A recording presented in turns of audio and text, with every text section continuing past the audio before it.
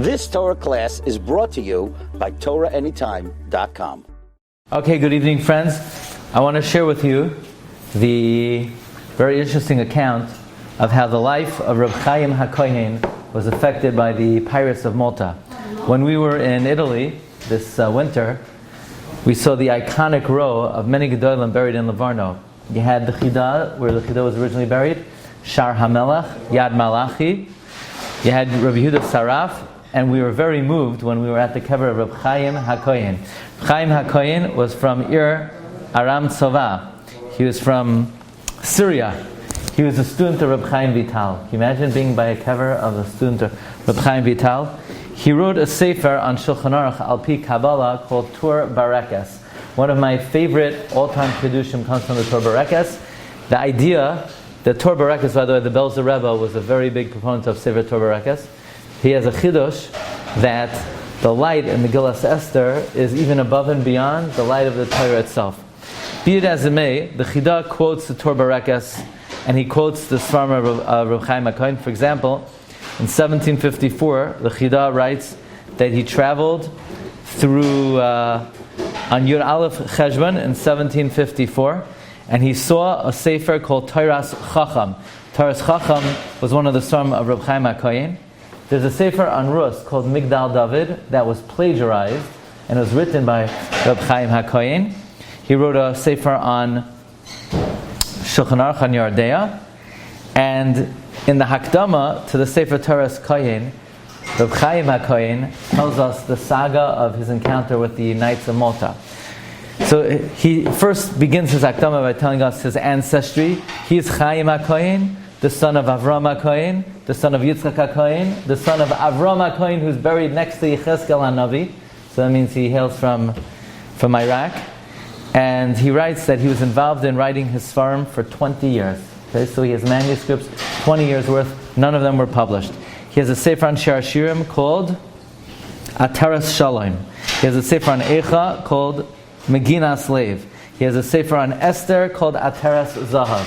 Actually, I called my friend Yossi Brachfeld in Flatbush because the Hakdama of where he records this is written in basically impossible to read print. So I figured in one of the newer editions there would be a better version. So right away he Ubered the sefer to me. I'm going to tell you about Ataras Zahav on Esther. He wrote on Rus Toras Chesed. He wrote on Daniel, Ma'aser Chalamin, on Koheles Menoras Zahav, on Iyov, on Eicha, on Yeshaya.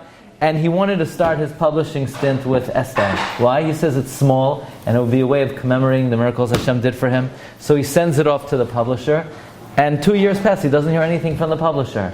So he figures, who knows? It's not like there are really avenues of communication. So he says, you know what I'm going to do? I'm going to go myself and see what's going on. So he took with him all of his manuscripts of all the works that he wrote. He headed from Aram Tzova and he's headed to the publishing house. It doesn't say is he headed to Livorno, is he headed to Salonika. And as his boat docks, it's overtaken by the Knights of Malta. And he realizes his life is on the line. So now he made a mistake, he says. In his haste, he should have copied over his manuscripts before he left. He didn't do that. To save his life, he jumped overboard. He jumped into the water. The manuscripts were all lost. He did not recover a single manuscript.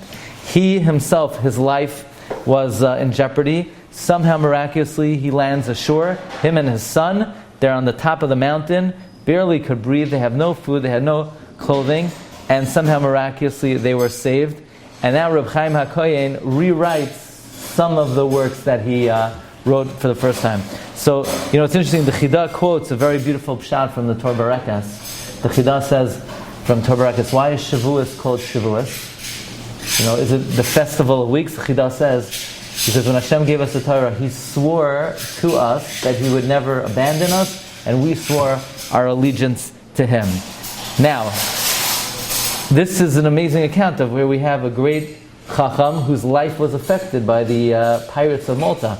Imagine all the Torah we would have had it not been for this encounter. But Rav Nathan, we were there. We were at his kever in Livorno, not knowing that he experienced this frightening encounter with the Knights of Malta. So that's one example of he was never held hostage, he was never captured, but he lost all of his manuscripts and his life was in jeopardy.